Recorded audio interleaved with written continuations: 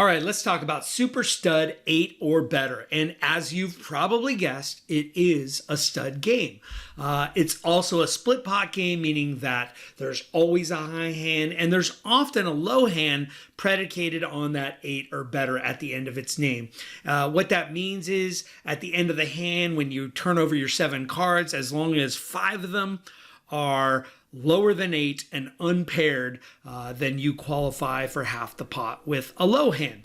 And if you're used to playing Omaha 8 or better or stud 8 or better, you already get that whole 8 or better thing. Really, this game is exactly the same as stud 8 or better, except for a couple little idiosyncrasies. One of them being that instead of dealing 2 down cards, then 1 up card, you actually deal 4 down cards and then 1 up card. And for those of you that are dealing this at home, buttons don't matter. You always deal stud clockwise, starting with whoever's to the left of the dealer on every street.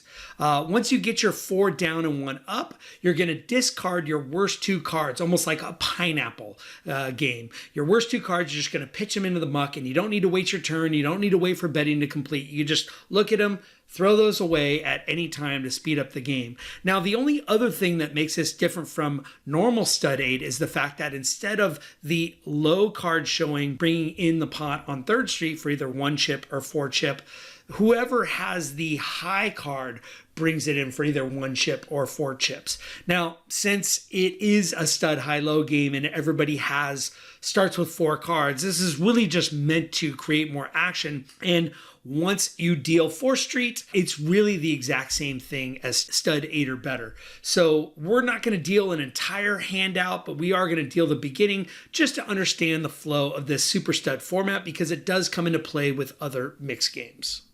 So all stud game starts with an ante. Usually it's 1 chip. You throw it out there and then start pitching the cards to the left. You can see with 3 cards, if it's a full game, sometimes it's better just to do 3 down, 1 up so you don't have to reshuffle towards the end.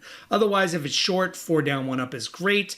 Again, high card brings it in and then the action goes. So we're just going to look at this person's 2 cards. They're going to throw away I think they're just going to keep a king and another high card. This is a decision. You know, do you keep the aces with the suit of 5 or do you go for ace, deuce, 3?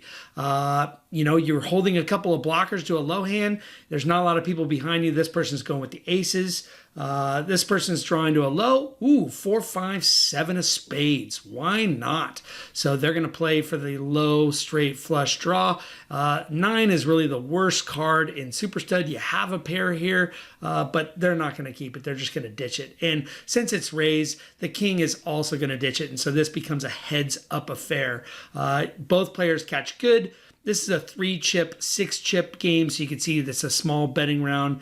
Again, after this, it really just goes to normal stud, like you'd see after 4th Street. So with 4th Street, the betting that goes on here is another 3-chip betting round, or 4-chip if you're playing 2040 or 8160 or whatever. Then 5th, 6th, and 7th Street are all big betting rounds. So they're all double the bet. So you actually get an extra big bet betting round than you do with flop games.